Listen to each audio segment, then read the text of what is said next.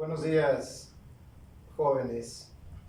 El día de hoy corresponde trabajar una de las etapas de mayor trascendencia en todos los órdenes, a nivel artístico, a nivel ideológico, a nivel social, pero sobre todo desde el punto de vista del análisis del devenir del hombre. Me estoy refiriendo a la etapa del neoclasicismo francés, que va a comprender el siglo XVII y XVIII.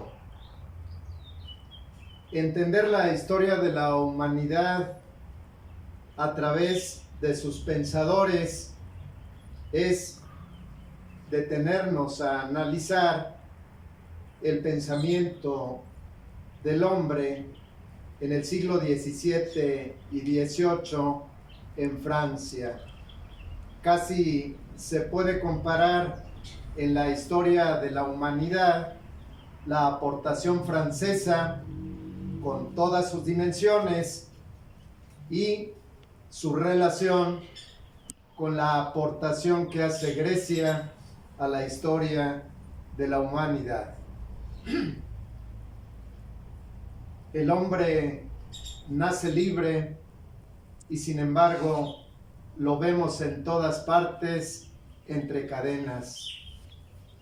A las plantas las regenera y las ordena el cultivo, a los hombres la educación.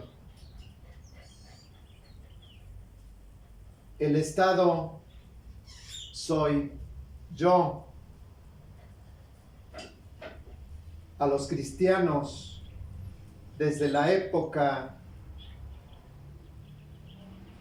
del emperador que hace del cristianismo la doctrina oficial del imperio, establece desde que este emperador con el signo de la cruz vencerás, lo único que han hecho los cristianos es degollarse unos a otros. Esta es la ideología que vamos a encontrar en esta etapa tan importante en la historia de la humanidad. Cuando hablamos del neoclasicismo en Francia, tenemos que considerar que estamos hablando desde el punto de vista del contexto histórico del siglo XVII. Mientras en España estábamos hablando del arte barroco y del arte de la Contrarreforma, en España vamos a ubicar el momento del absolutismo. Las teorías políticas establecidas para cómo gobernar se vienen a centralizar en este momento. El absolutismo es una de las características del movimiento neoclásico. ¿Por qué el nombre de neoclásico? Porque se intenta regresar a los modelos de Grecia y Roma. Se reglamenta la producción artística. No es el producir por producir, no es la improvisación, sino las reglas los que nos van a determinar el canon de la obra, el canon que viene a marcar la obra artística. Francia es el modelo del arte y la moda.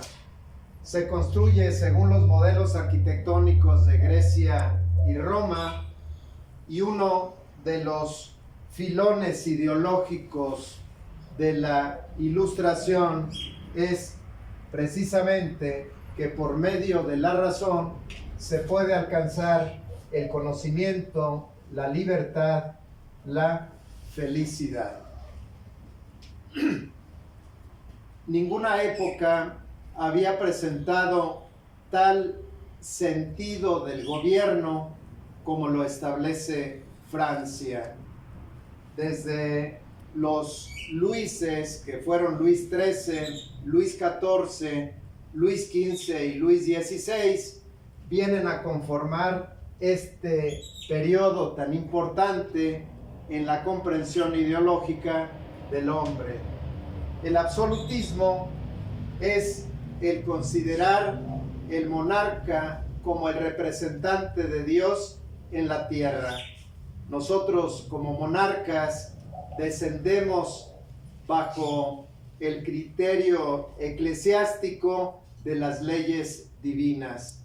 Por lo tanto, nuestro deber, nuestro gobierno se va a establecer en función de la línea del absolutismo. De ahí que aparece el derecho divino de los reyes. Y en esta etapa del siglo XVII, el arte y la literatura van a estar al servicio de la monarquía. Si nosotros ubicamos la producción de esta etapa, nos vamos a encontrar con tres grandes exponentes del teatro francés del neoclásico. Primeramente Molière, Racine y Corneille. Molière, que vive y nace en 1622 y muere en 1673. Las obras de este dramaturgo son El enfermo imaginario, Misántropo, Tartufo y Las preciosas ridículas. Molière está al servicio de los monarcas y se puede decir que las obras que se presentan en Palacio pues van a estar auspiciadas bajo el poder de los monarcas. En la obra de teatro Las preciosas ridículas se presenta la problemática de una clase social que trata de emerger en la Francia del siglo XVII, y estamos hablando de los falsos nobles, los criados que, tomando las características de comportamiento de sus señores a los cuales sirven, tratan de engañar, tratan de establecer un nuevo estatus y tratan de pasar al linaje de los nobles. Esa es la gran temática que maneja Molière en Las preciosas ridículas. En el Tartufo, los hombres santos que se hacen pasar por honestos y que a través justamente de esa falsa religiosidad incursionan en las familias poderosas de Francia, y los padres tienen la intención de casar a sus hijas con esos hombres de edad, pero que fingen una religiosidad profunda. Es el caso del Tartufo. En cuanto a Racine, Racine nace en 1639 y muere en 1699. Con Racine se trata de revivir nuevamente la tragedia griega, en el sentido de que los monarcas se identifican con esa pléyade de reyes griegos que vienen a conformar la etapa de mayor esplendor de Grecia, y donde, de manera similar a lo que hicieron los monarcas griegos, los monarcas franceses intentan imitarlos. En ese sentido, Racine vuelve a retomar el argumento de las troyanas con el personaje Andrómaca. Andrómaca, que es la esposa de Héctor y que viene a formar parte posteriormente de la familia de uno de los héroes griegos, uno de los hijos de Aquiles, que es la que toma como botín de guerra Andrómaca. Luego vamos a tener la temática de Fedra, que viene a revivir el argumento de Hipólito y su madrastra. Esta temática de Palacio es una temática regia, cómo vivir el pasado clásico si no tenemos las representaciones de la nueva visión del arte francés. Una de las características que va a identificar al siglo XVII, es la construcción del Palacio de Versalles. Con Luis XIV se realiza la construcción de esta magna obra, tomando en cuenta que Francia es la primer potencia de Europa. Y en el sentido de la excelsitud, la idea de Luis XIV es plantear que ninguna monarquía de Europa va a construir un palacio tan importante como lo van a hacer los franceses. Y en realidad así fue el palacio para los reyes. Este lugar de esplendor podía reunir invitados y se podían quedar a dormir en el Palacio de Versalles hasta 1,200 gentes. Una extensión territorial tan amplia que los monarcas podían cazar en todas las inmediaciones de Versalles. El esplendor, el dinero, el demostrar que la monarquía es el gobierno por excelencia de Dios, pues viene a conformar este ambiente tan interesante durante el siglo XVII. Otro de los comediógrafos es Corneille, que realiza la obra El Mentiroso y revive el argumento del caballero español, caballero feudal, Rodrigo Díaz. Esta etapa denominada del absolutismo está íntimamente relacionada con la producción literaria. Se crea la Academia de la Historia, la Academia de la Lengua, para reglamentar lo que es la producción artística. Como parte del siglo XVIII aparecen dos grandes temáticas colaterales a la visión del absolutismo, como lo es la enciclopedia y la ilustración. En este momento de la historia de la cultura, el hombre intenta reunir el saber como demostración de la capacidad intelectual que tiene. Y aparece entonces el movimiento de la enciclopedia, que es acabar su intención con la irracionalidad y la ignorancia, reunir el saber en una obra magna.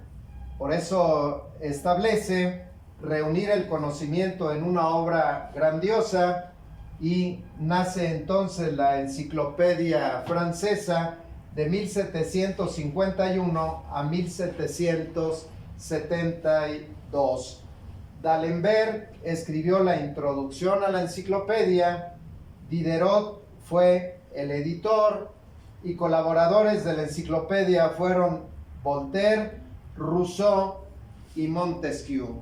Estos personajes intentaron reunir todo el conocimiento humano a través de esta magna obra. De manera similar o coetánea a la enciclopedia, estos propios pensadores van a dar una ideología, un sentido del conocimiento de manera muy puntual. Y nace entonces lo que es el pensamiento de la Ilustración, cuyas tesis son las siguientes. una ciencia que no temiera enfrentarse a la naturaleza. Ya no es el simple conocimiento que habíamos establecido dentro de la visión del Renacimiento, sino que ahora hay que violentar la naturaleza para llegar a las verdades científicas. Una legislación que transformara las costumbres y el Estado. Implantar una religión natural, un deísmo, una ideología que es entendible en función de la época por la relación iglesia y Estado. Cuando aparece ya la Ilustración, el sentido del hombre ya no está tan identificado con la iglesia, sino que ahora viene a presentar una situación contraria a ella. Por eso ellos establecen un deísmo, una divinidad no espiritual, sino emanada de lo natural, y ellos van a establecer como esa divinidad la diosa razón. Desde el punto de vista político, aparece dentro de los ilustrados el despotismo ilustrado. ¿Qué características tiene?